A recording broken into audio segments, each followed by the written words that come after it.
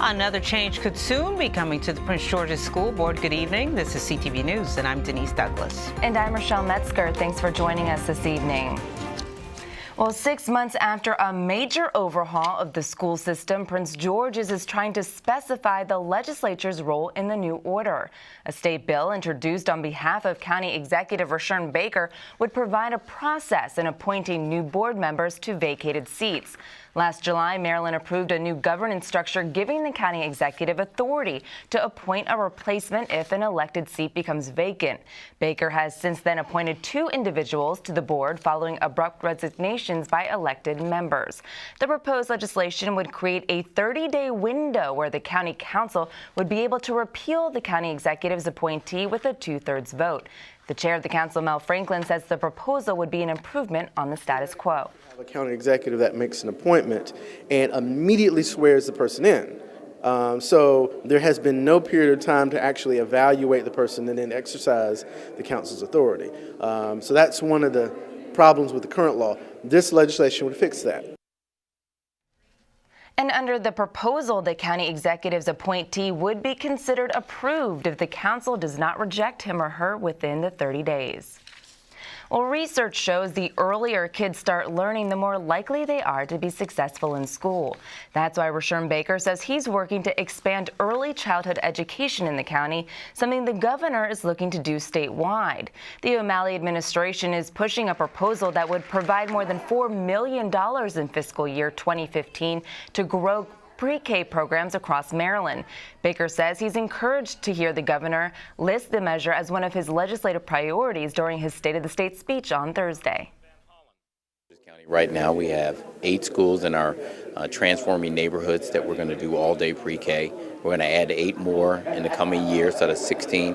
But if the governor is able to get the legislation through, we may be able to provide something that we know helps kids get that foundation through all of our schools in Prince George's County. So that was encouraging.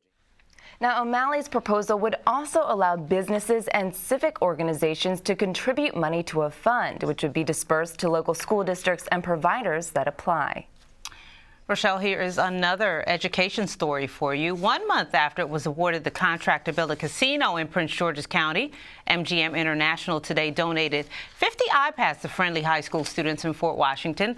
The company's officials were on hand to deliver the high-tech devices, which were donated as part of the casino's Touching Communities, Touching Lives program. MGM says it will also give additional audiovisual equipment to the schools to help students with their education. Absolutely. And look, you know, MGM is going to be here for a long time to come. And this is our community. Our employees will work in this community and live here. So it's a natural for us to partner with schools like this to enhance the lives of the kids. But we're going to put a massive number of technological objects in front of our children. They're a different generation. This is how they learn. MGM hopes to break ground on the $925 million casino resort sometime this summer. Well, after the icy, frigid week, the Maryland Public Service Commission is urging Marylanders to conserve electricity during these extreme cold weather days. The frigid temperatures are increasing demand for electricity and putting stress on the grid. During periods of peak demand, which are in the mornings and early evenings, consumers can conserve by turning off electric lights, space heaters, and appliances that aren't in use. You can also take steps like setting your thermostat lower than usual and postponing use of dishwashers, washing machines, and dryers until midday or after 9 p.m. That will also help reduce your energy expenses. The issue of raising the minimum wage has ruffled many feathers. Now, the fact that a seasonal business may be exempt from paying its workers more has some business people calling foul, according to an article in the Gazette newspaper. Councilman Derek Davis has proposed an amendment to the minimum wage law, which passed last year. Under the measure, Six Flags America would not have to increase the hourly wage. Davis says doing so would put a financial hardship on the county's largest summer youth employer. As it stands now, the law is set to increase the minimum wage from $7.25 to $11.50 by 2017.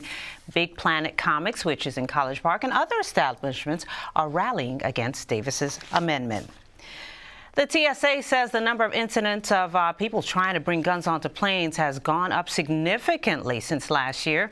Workers caught more than 1,800 gun-toting passengers at airport checkpoints last year. That's an increase of more than 250 over 2012.